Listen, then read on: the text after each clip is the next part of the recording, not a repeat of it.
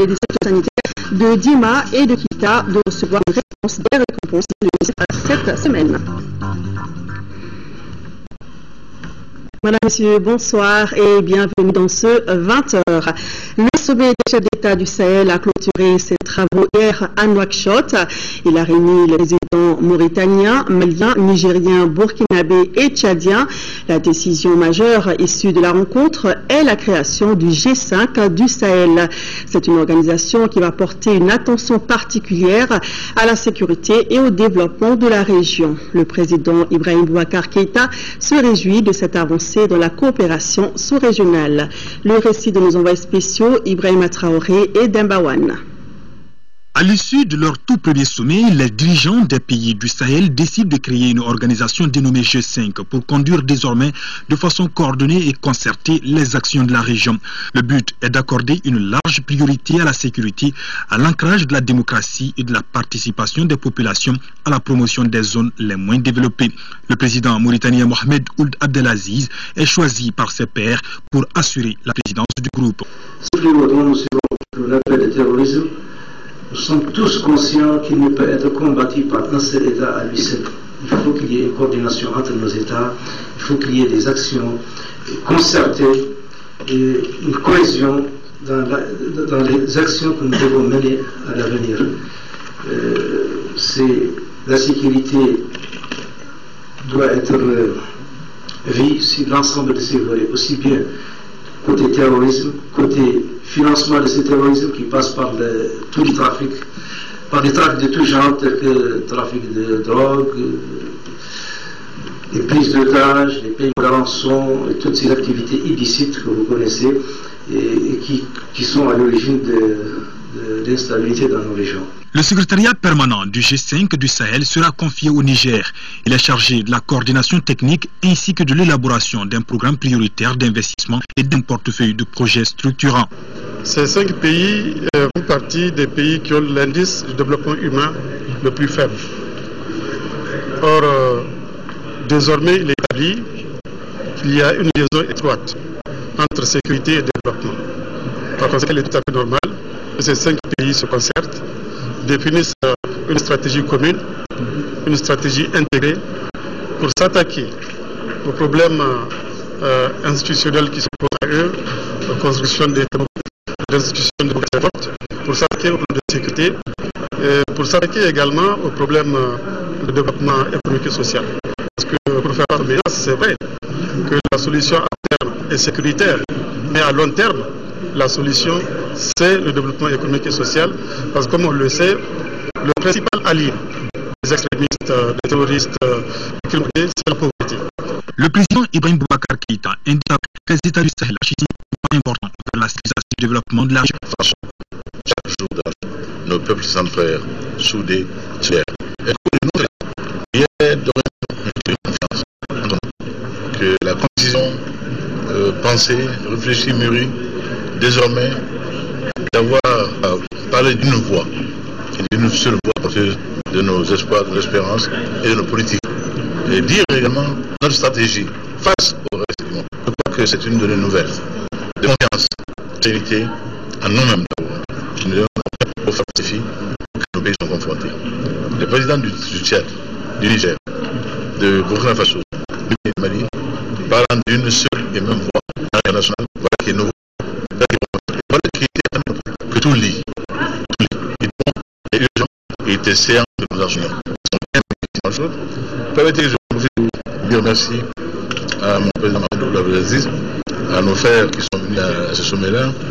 D'abord au président Abdelaziz avec toute la fraternité pour l'accueil que lui-même nous a réservé et le frère mauritanien donne l'accueil à toujours compris sa chaleur, nous rencontre ici à Nouakchott.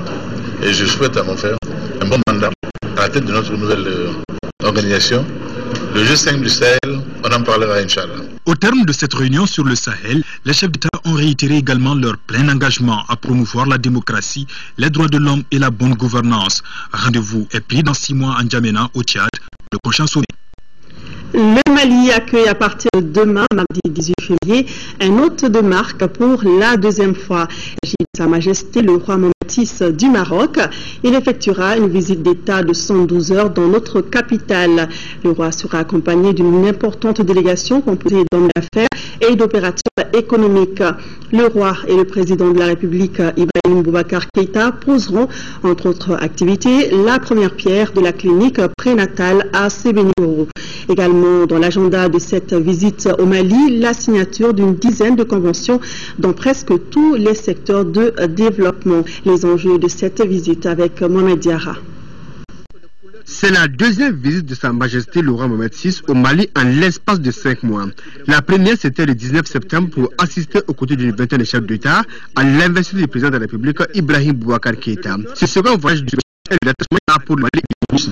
Bien sûr, de solidarité agissante avec le Mali en termes de marque de confiance aussi à l'endroit de ce pays. Il s'agit de mettre en place quelques mesures pour accompagner le Mali dans cette phase post-crise. Le Mali et le Maroc, c'est plus de 50 ans de coopération sous-tendue par une trentaine d'instruments juridiques, dont les premiers jalons ont été posés par le président Modibo Keïta et le roi Hassan II. Les deux pays sont liés par des relations séculaires. Le lien qui lie le Mali avec le Maroc, c'est un lien de sang d'abord, de deux culturels, de droit islamique. Entre le Mali et le Maroc, c'est toute une histoire d'amour, de fraternité, de coopération culturelle, religieuse, sociale, beaucoup de choses.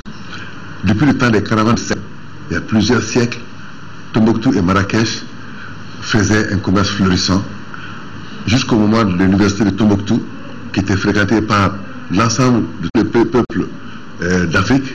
Normalement, aujourd'hui, c'est la deuxième fois que je viens au cœur.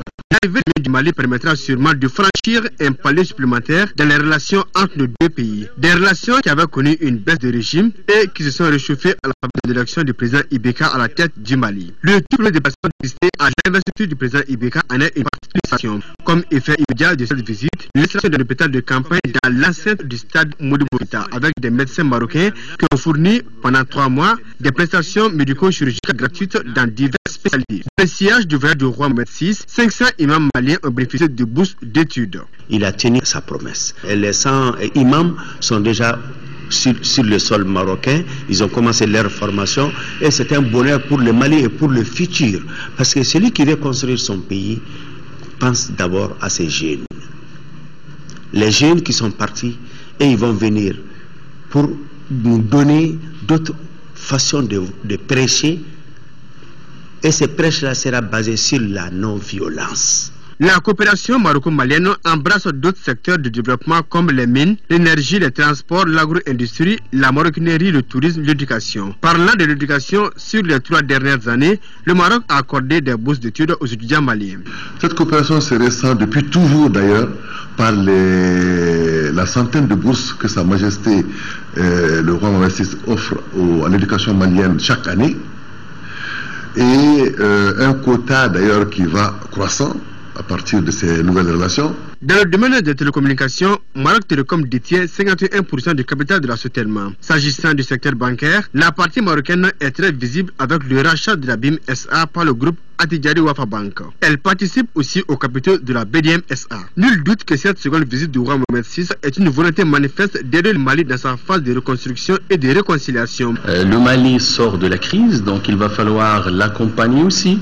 Donc au-delà de la coopération et des échanges entre deux pays, c'est aussi l'accompagnement, c'est aussi la solidarité, c'est aussi la réponse à l'appel du Mali. Nous avons toujours travaillé de telle sorte qu'on puisse répondre à l'appel du Mali et qu'on puisse contribuer, en ce qui nous concerne, donc à cette sortie de crise. Dans l'agenda des activités du roi à Bamako, la signature d'une dizaine de conventions dans plusieurs domaines tels l'hydraulique, la santé, l'agriculture, l'habitat. La pose de la première pierre de la clinique prénatale à Sébenikourou. un hôpital de 3e niveau qui s'occupera de la prise en charge des maladies de la mère et de l'enfant. En plus des stages de formation que le Maroc offre aux militaires maliens, le Mali pourra compter sur le royaume chérifien dans le cadre du retour définitif de la paix sur l'ensemble de son territoire. Le voyage du souverain chérifien devra permettre enfin aux deux pays de faire le point d'exécution des 3 dernières sessions de la Grande Commission mixte de coopération, et cela dans l'intérêt des deux pays.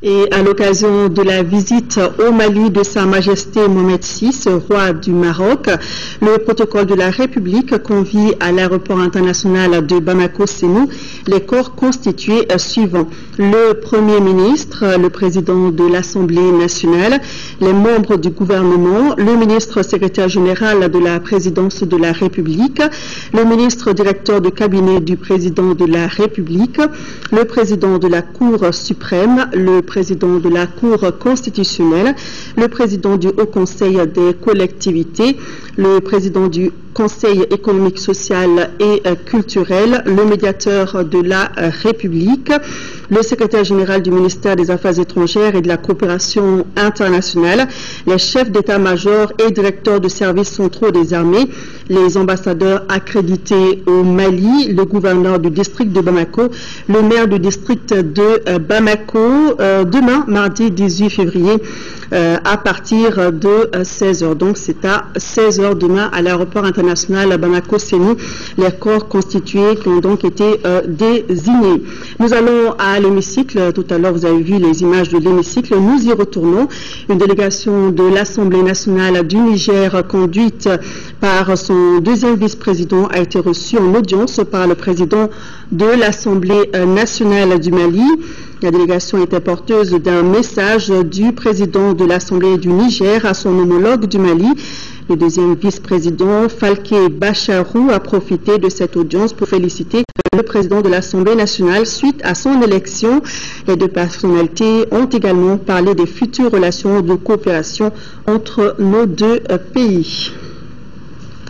La 9e session ordinaire de la 4e mandature du Conseil économique, social et culturel a clos ses travaux ce matin autour de l'employabilité des jeunes. Le Conseil a recommandé entre autres l'amélioration du suivi, de l'orientation et de l'appui des jeunes dans leur parcours professionnel. Le reportage de Ibrahim Achokari.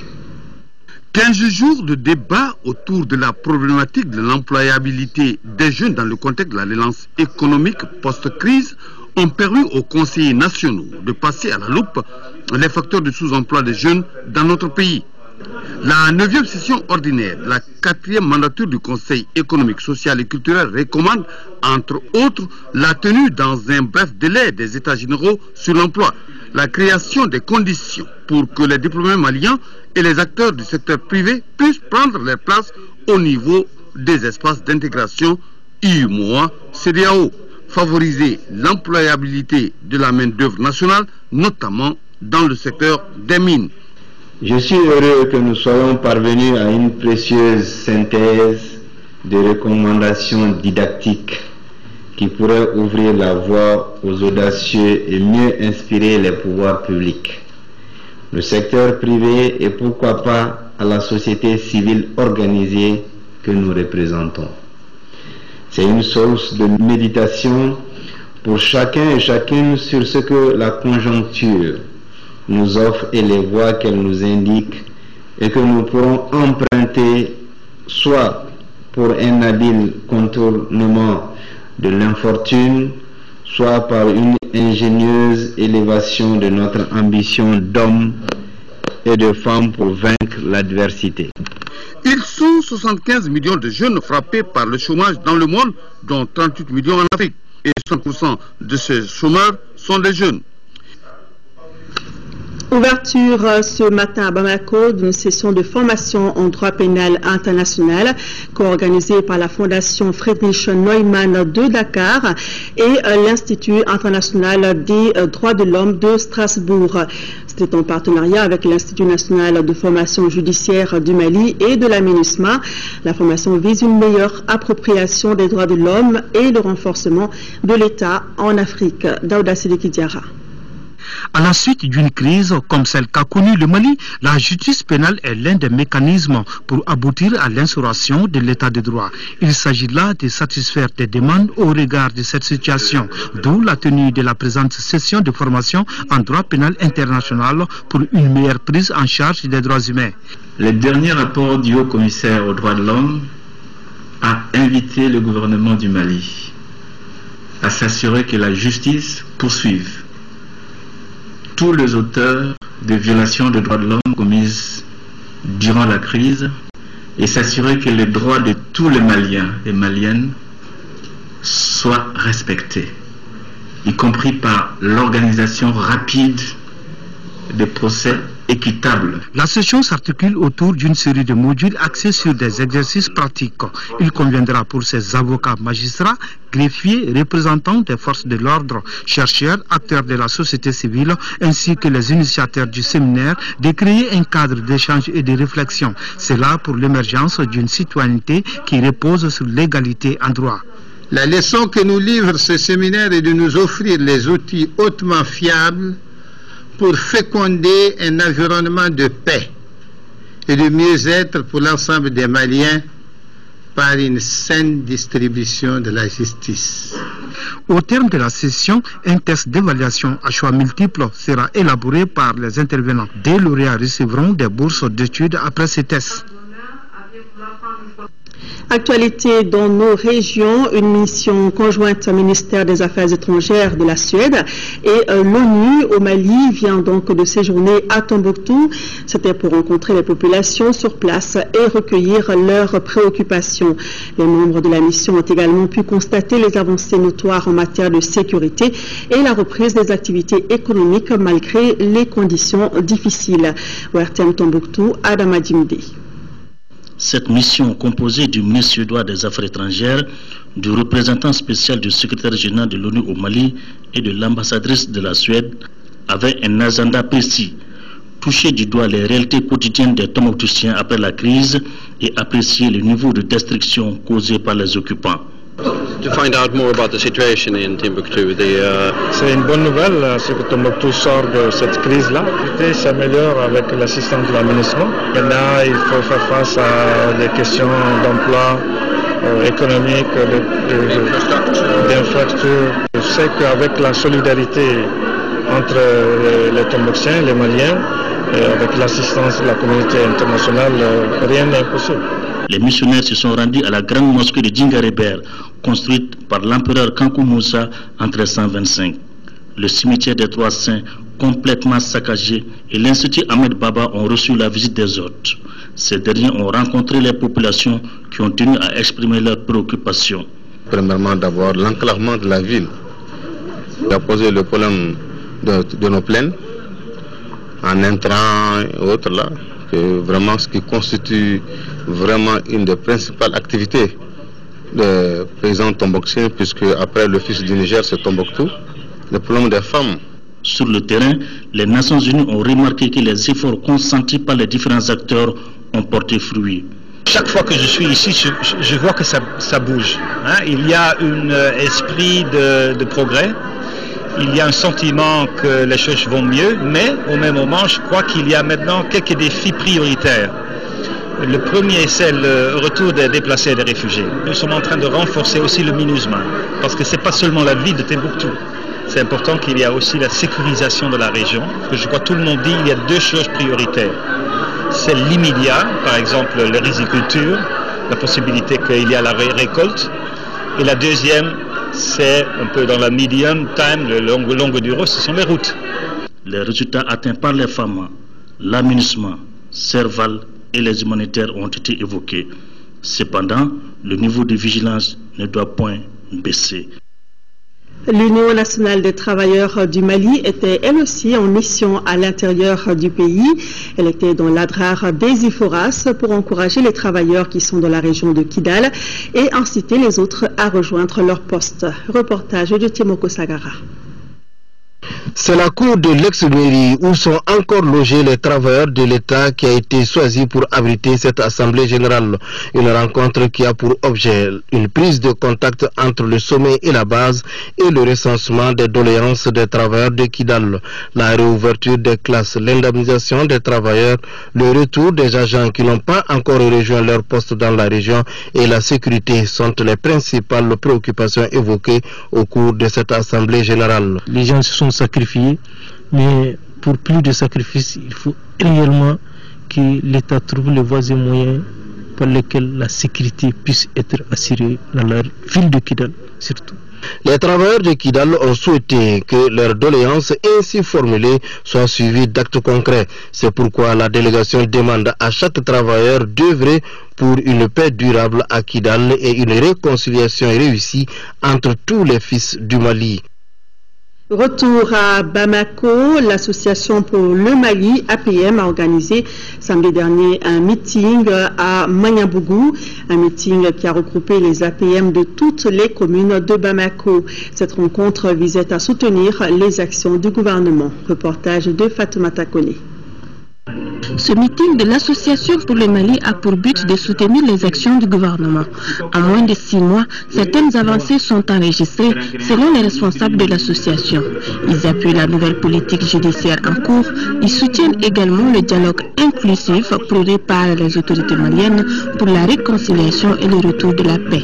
Le gouvernement doit être l'incubateur des initiatives concourant à donner corps à la réforme judiciaire. Les APM assureront leur rôle de soutien civil et responsable, capable d'analyser, de critiquer et de proposer ses idées suite aux différents actes posés par le gouvernement. Pour l'instauration de la démocratie dans le Mali et dans ce mandat qui est aujourd'hui le Mali actuel, il est donc normal que nous fassions référence à ce passé, non pas pour nous glorifier simplement par des faits de laudation, mais plutôt pour faire de sorte à ce que nous méritons du passé de nos ancêtres. Ce meeting a été une occasion de saluer les efforts du président de la République. Au moment où nous commençons à nous battre pour effectivement réaliser nos objectifs, il est certain que beaucoup de personnes qui ne veulent pas de ce changement vont essayer de nous mettre des bâtons dans les roues. Et cela, ils le font au moyen de la désinformation pour que la corruption cesse. Nous allons mettre en place des numéros verts. Tous ceux qui vont être confrontés au problème de la corruption, ils téléphoneront et dénonceront les gens qui vont leur demander de l'argent. Les membres de l'association venus de toutes les communes du district ont enfin appelé les Maliens à donner plus de temps au président de la République afin qu'il puisse mettre en œuvre sa politique de développement. Adi Traoré, gouverneur du district de Bamako, a prêté serment ce matin.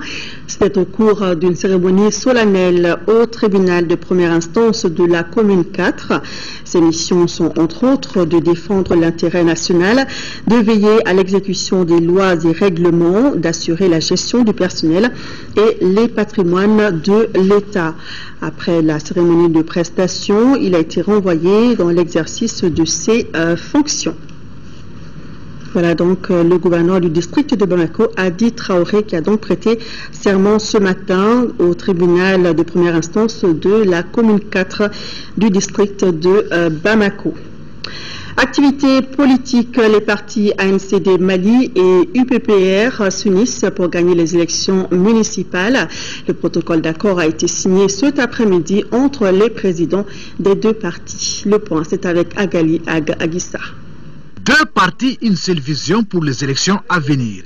Il s'agit du parti Alliance des nationalistes convaincus pour le développement du Mali, ANCD Mali, et le parti Union des patriotes pour le renouveau IPPR. Les présidents de ces deux formations politiques ont signé un protocole d'accord. C'est les militants de la base qui veulent une union entre les militants de l'ANCD et les militants de l'UPPR afin de conjuguer les forces dans le but d'obtenir un résultat politique fiable.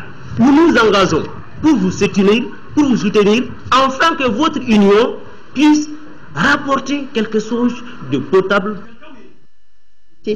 À Caille, donc, l'actualité sportive a été marquée par le lancement la semaine dernière des activités de la Ligue régionale des amateurs de lutte de la région. Un bureau de 24 membres a été élu pour 5 ans, dirigé par Mamadou Thiam et présenté au public caïsien. Le reportage de Mahamadi Alubari.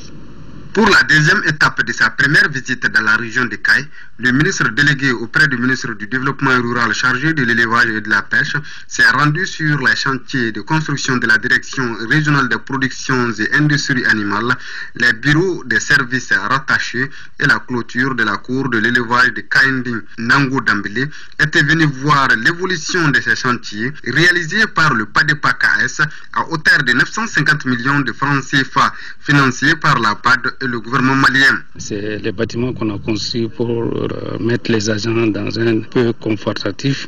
Ces bâtiments sont presque à l'état de réception. Le ministre et sa délégation ont également visité le marché à poissons situé au cœur du grand marché de Caille, ainsi que les bassins de pisciculture d'Ousmane Tarapou, un vendeur de poissons de la place. Autre chantier visité, celui du laboratoire frigorifique situé dans la zone industrielle à Diala. Le ministre s'est dit satisfait de l'avancement des travaux qui sont exécutés par l'entreprise CMCTP. Nous avons entendu parler de l'engagement de ces privés aux côtés du département pour nous permettre de concrétiser notre vision, permettre au Mali de devenir exportateur de viande rouge. On nous promet que d'ici juillet 2014, on devra commencer les premiers abattages et il est prévu d'exporter directement une partie de cette viande. Le dernier acte a été la rencontre avec l'ensemble des acteurs du secteur agro-silvo-pastoral. Au cours des échanges, le ministre Nango Dambélé a invité les acteurs à créer le partenariat public-privé pour booster le secteur de l'élevage et de la pêche. Nous avons reçu pour mission de réaliser, de contribuer à la réalisation de 3 objectifs fondamentaux. Le premier objectif, c'est d'amplifier la contribution du secteur à la croissance économique. Pour le président de la République, le Premier ministre, tout l'espoir repose sur le secteur agro-industriel. Le ministre a promis à l'ensemble des éleveurs et pêcheurs que son département fera tout pour que ces services accomplissent leur mission de réduire l'insécurité alimentaire dans notre pays. Voilà, ce n'était pas du sport, mais plutôt la visite du ministre en charge de l'élevage dans la région de Caille. Le village de Guétéma vient d'inaugurer sa mosquée qui va abriter la prière du vendredi. La mosquée a coûté près de 200 millions de francs CFA. La réalisation est l'œuvre d'un fils du village qui a bénéficié de l'accompagnement de l'association des ressortissants du village, située donc à Bamako. Ibrahim Tsokari pour le compte-rendu. Les populations du Sahel occidental se sont retrouvées à Guétéma, à 9 km de Nioro du Sahel, pour inaugurer la grande mosquée de vendredi construite par un natif du village. Cette maison de Dieu est construite sur l'ancien site de la mosquée de El Hadj Oumar Foutital, une mosquée construite en 1896. L'édifice a coûté, à en croire l'entrepreneur, près de 200 millions de francs CFA. Ce acte du ressortissant du village de Guétéma est la preuve du dynamisme et de l'entrepreneuriat de la diaspora malienne. Tous les actes posés ici se font dans un esprit de cohésion et d'entente entre les fils d'un même terroir. En tout cas, l'événement qui a rassemblé les co-religionneurs de la zone à Guétéma a tout son sens. Les gens de Guétéma, la population de Guétéma a retrouvé la cohésion autour de ses fils pour mettre en place un édifice important à la dimension de l'islam qui est notre religion en partage. À l'actif des ressortissants aussi, l'addiction d'eau d'une valeur de 50 millions de francs CFA. Cette réalisation de grandeur nature est une œuvre utile. Elle a été faite à la satisfaction de tous. L'association des ressortissants de Guétéma qui a coordonné les travaux ne pouvait qu'être fière pour ce travail accompli. Et aussi le ministère délégué chargé des affaires religieuses et du culte. Nous avons parlé de la réconciliation nationale. Nous avons demandé à nos chefs religieux ici, dans le Sahel occidental, à travers Guétéma, de prier pour le pays, pour que les fils se réconcilient, pour que la paix revienne. Dans un futur très proche, il projette la construction de la route Guétéma-Nioro du Sahel, très accidentée. Ici, on a compris que sans route, point de développement. En En 5e région, les acteurs de la filière échalote se sont retrouvés ce week-end à Golgou, dans le cercle de Bandiagara, pour échanger sur la valorisation et le développement de la filière échalote. C'était à l'occasion d'une journée paysanne organisée par l'ONG Yag Tetou en partenariat avec l'Union des femmes productrices d'échalotes dans les communes de Dandoli et de Soroli. Yacouba Maïga. Le plateau d'Ogon dans le cercle de Bandiagara constitue le principal bassin de production d'échalotes avec environ 54 000 tonnes par an. Cependant, cette filière à vocation commerciale, porteuse de croissance et d'investissement, reste largement inexploitée du fait de certaines contraintes qui pèsent sur son développement, d'où l'organisation de cette journée paysanne. Cette activité rentre dans le cadre de la mise en œuvre de deux de nos projets phares, à savoir PVERC 2, financé par LWR. En plus, le projet Femmes et Agriculture, communément appelé Nyeleni, financé par Kermali. Si l'accompagnement de l'ONG Yaktou et ses partenaires a permis d'atteindre des résultats tangibles sur la levée des contraintes liées au développement de la chaîne de valeur de la filière échalote, il reste maintenant aux producteurs de préserver ces acquis pour répondre à la demande de plus en plus forte en produits de haute valeur ajoutée. La réussite d'une action de chaque segment de la chaîne de valeur dépend de la capacité de chaque acteur à mieux maîtriser les itinéraires techniques et pouvoir exposer ses produits en les rendant bien connus et plus accessibles. Cette journée paysanne a été ponctuée de visites de terrain, notamment au magasin de conservation de l'échalote fraîche de la société coopérative Molibemo de Andjumbolo et dans le champ école producteur de Golgou. Parlons culture. Le Festival international des arts et de la culture Kouroukanfouga, deuxième édition, c'est du 13 au 18 mars prochain. En prélude à l'activité, les organisateurs ont animé une conférence pour expliquer l'esprit de l'événement. Cette année, il est placé sous le signe de la paix, de la réconciliation et de la reconstruction du pays. Compte rendu de Lamine Keita. Cette conférence débat annonce le lancement des activités de la deuxième édition du Festival international des arts et de la culture de Kouroukanfouga. Selon les membres de l'association Kouroukanfouga, initiateur du festival, l'événement s'inscrit dans la droite ligne de la politique culturelle du Mali. L'ambition est de regrouper dans une ambiance festive de convivialité tous les pays de l'ancien empire du Mali et au-delà. Le premier objectif ici, c'est renforcer l'unité. C'est sauvegarder l'unité nationale, revaloriser nos sites touristiques, nos objets d'art et faire en sorte que nous arrivions à développer, à faire un développement socio-économique demandé. Espace d'échange et de brassage culturel entre les peuples d'origine diverses, cette deuxième édition est placée sous le signe de la paix retrouvée et d'une synergie de développement. Kouroukanfouga est une sorte de repère pour nous. Et en 1236, Sundiata a réuni la paix, l'entente, la réconciliation à Kouroukanfouga. Et c'est ce que nous voulons rééditer cette année. Cette deuxième édition qui se tiendra à Kangaba du 13 au 18 mars 2014 prévoit des conférences débats, des visites touristiques, des prestations artistiques entre autres. En santé maintenant, World Vision vient de lancer son projet de prise en charge intégrée de la malnutrition aiguë dans le district sanitaire de Tomignan et servira à améliorer la santé nutritionnelle des enfants et va concerner 10 centres de santé de la commune pour un budget de plus de 123 millions de francs. Tous pour combattre la malnutrition aiguë chez les enfants de 6 à moins de 59 mois. C'est désormais le credo de l'ONG World Vision dans le cercle de Tomia. Le lancement officiel du projet de prise en charge intégrée de la malnutrition aiguë dans le district sanitaire Pessima répond à cette problématique majeure. Le gouvernement a fait des enquêtes en 2013. Et ces enquêtes ont prouvé réellement qu'il y a des problèmes sérieux de malnutrition, particulièrement dans la région de Ségou et spécifiquement dans le cercle de Tomignan où World Vision intervient. Aussi, le Pessima se propose d'atteindre d'ici 2015 450 000 enfants au niveau de 10 centres de santé communautaires dans le district sanitaire de Tomia.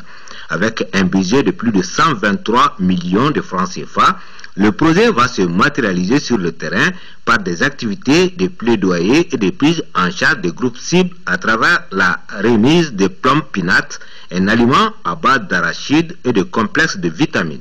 Quant aux parents des enfants bénéficiaires et au personnel sanitaire d'encadrement et de suivi, je leur invite à plus de courage et d'abnégation pour qu'un enfant malnutri n'échappe au projet. On note enfin que ce projet vient en complément à d'autres initiatives de World Vision dans le cercle.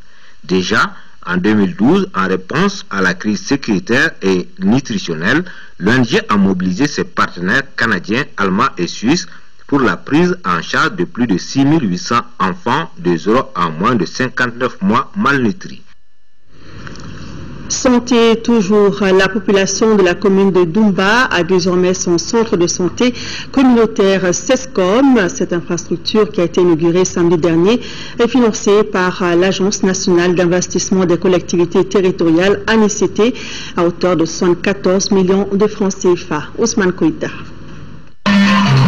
C'est dans une ambiance festive que la population de la commune rurale de Doumba et environnant ont inauguré leur tout nouveau centre de santé communautaire. Cette coupure du ruban symbolique marque le point de départ d'un processus de renforcement des capacités sanitaires de la commune de Doumba. L'infrastructure qui vient d'être inaugurée comprend une salle de consultation, une salle de soins, un laboratoire, une salle d'observation, une maternité, une adduction d'eau sommaire, 2 blocs de logement pour le médecin et l'infirmière et un logement pour le gardien. Le tout pour un montant total de 74 millions de francs CFA. La journée du samedi 15 février 2014 s'inscrira dans les annales de l'histoire de Doumba. Elle marque la concrétisation de la volonté d'une population engagée dans un long processus de réalisation d'un vieux projet, je veux dire le centre de santé communautaire de Doumba. Financé par l'Agence nationale d'investissement des collectivités territoriales à ANICT, le CESCOM de Doumba vient soulager une population qui avait tant besoin d'un centre de santé communautaire. C'est un ensemble d'efforts qu'on a conjugués, le ministère et puis le service technique, la mairie, vraiment, on s'est vraiment beaucoup donné la main avec la population pour arriver à ce résultat-là aujourd'hui.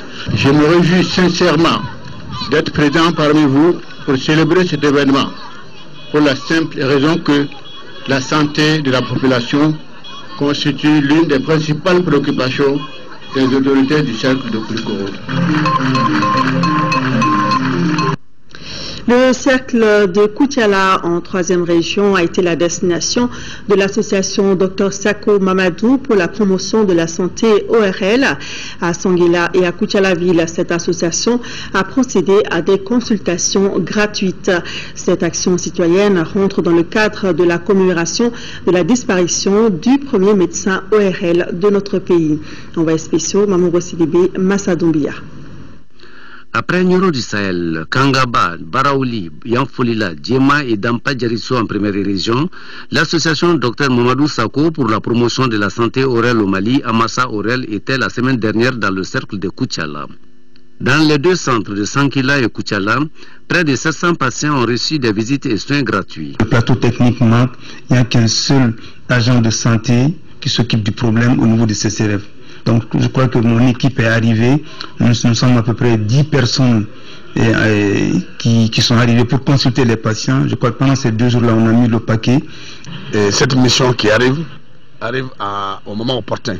Parce que la cause qui les amène, les problèmes qui concernent beaucoup la tête, ce qu'il faut retenir, c'est que ce mal est très répandu chez nous.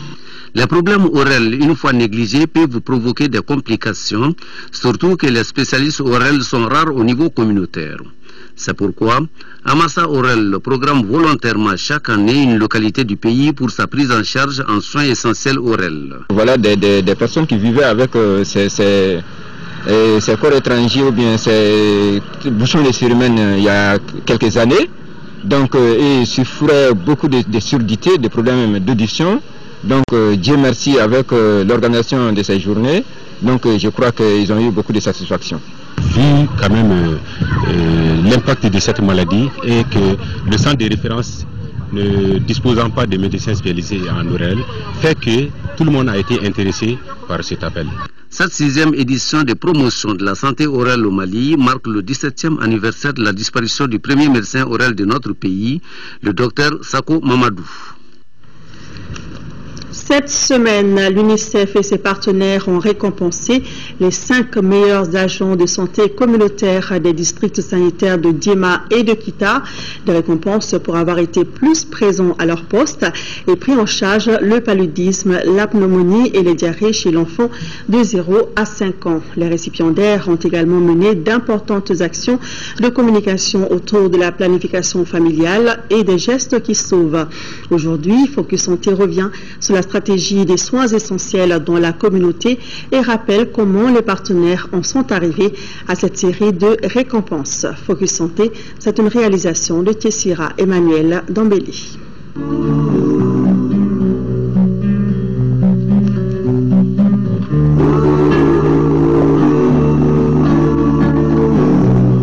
Ces 20 dernières années, le Mali a multiplié le nombre de ses centres de santé, une avancée qui n'avait pas été suivie d'effets escomptés sur la mortalité chez les enfants de 0 à 5 ans. 70% d'entre eux continuaient à mourir à domicile de maladies évitables et guérissables comme le paludisme, la pneumonie, la diarrhée, la malnutrition et autres affections du nouveau-né. Pour inverser la tendance, l'État malien et ses partenaires ont développé la stratégie des soins essentiels dans la communauté SEC, dont l'élément le plus en vue est l'ASC, l'agent de santé communautaire vivant avec la communauté et prenant en charge les maladies qui tuent le plus les enfants. 2 ans après, dans la région de Caille, l'apport des agents de santé communautaire est positivement apprécié. La prise en charge du paludisme, la fièvre, le paludisme, nous avons enregistré plus de 12 500 cas qui ont été dépistés par ces ASC. Et pour le palu, avec confirmation au test de diagnostic rapide, il y a eu 11 000 et quelques et qui ont été pris en charge. Si on prend les infections respiratoires aiguës, il y a eu 9 780 cas dépistés, avec autant qui ont été pris en charge. Si on prend les cas de diarrhée, plus de 3 000 ont été dépistés et traités. Si on prend la planification familiale, il y a environ 7 000 femmes de nouvelles inscriptions qui ont été faites. Mais les acteurs et les partenaires de la santé sont passés par une évaluation qui avait détecté des obstacles à l'atteinte de meilleurs résultats par les ASC. On s'est rendu compte qu'il y a des ruptures dans certains sites des CTA et des TDR.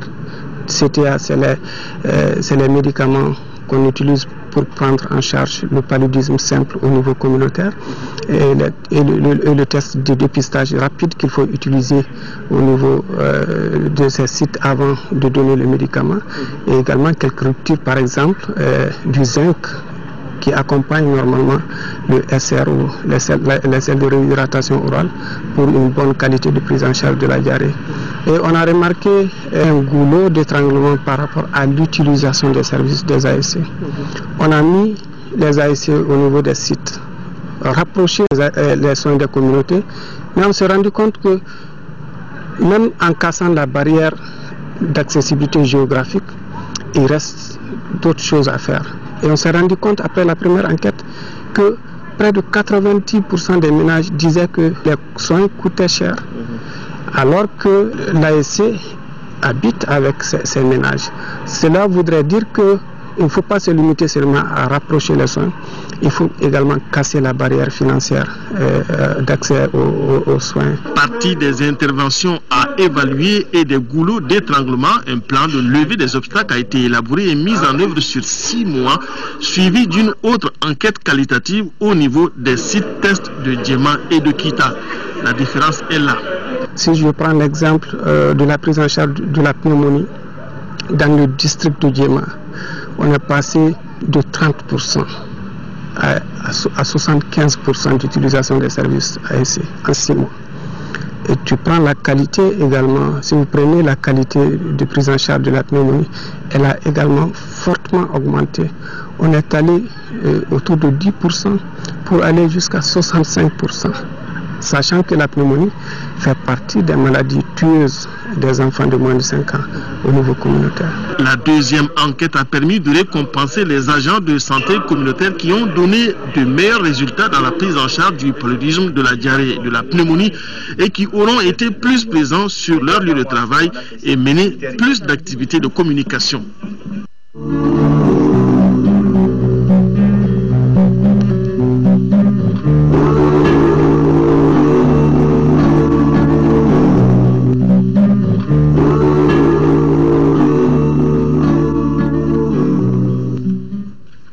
Parlons sport handball. La première édition du championnat national de handball chez les cadets a connu son épilogue au terrain Mamadou Konaté. À l'arrivée, c'est le centre omnisport de Lafiabougou chez les garçons et le centre omnisport de Missabougou chez les filles qui ont remporté ce championnat. Aldu Matina pour le compte rendu. Le centre omnisport de Missabougou chez les filles et celui de Lafiabougou en garçons enlève la première édition du championnat national cadet de handball. Un véritable exploit pour ces deux centres créés il n'y a pas longtemps, grâce à la volonté du bureau fédéral de la dite discipline qui a décidé de mettre en place des centres pour booster davantage la pratique du handball. Et déjà, le projet commence à porter ses fruits au regard de ces deux finales. D'abord en série filles, le centre omnisport de Missabougou en orange dicte sa loi au lycée sportif Ben Oumarsi, habillé en bleu. Si à la mi-temps, c'était l'égalité parfaite. 4-4. La suite verra la domination de Missabougou, amenée par Djeneba Sako en état de grâce. Le centre omnisport de Missabougou l'emporte 12-7. Pour la finale des garçons entre le Debo Club de Mopti en jaune et le centre omnisport de Lafiabougou, le suspense a été entier. Les centristes qui croyaient avoir plié la partie vont être rattrapés au score par une vaillante équipe mopticienne qui égalise à 2 minutes de la fin. 17-17. Les derniers instants sont indécis et passionnants, car Malin, c'est lui qui pouvait prédire l'issue de la partie. Mais finalement, le sursaut d'orgueil du centre omnisport de Lafiabougou lui permet de marquer le but victorieux. 18-17. Vraiment, je suis très comblé parce que c'est une première et nous avons vu que vraiment c'est une édition qui doit être continuelle. Et les équipes ont montré un niveau technique assez suffisant pour que l'on puisse croire à leur futur. Voilà, c'est donc tout pour ce soir. Merci de votre attention.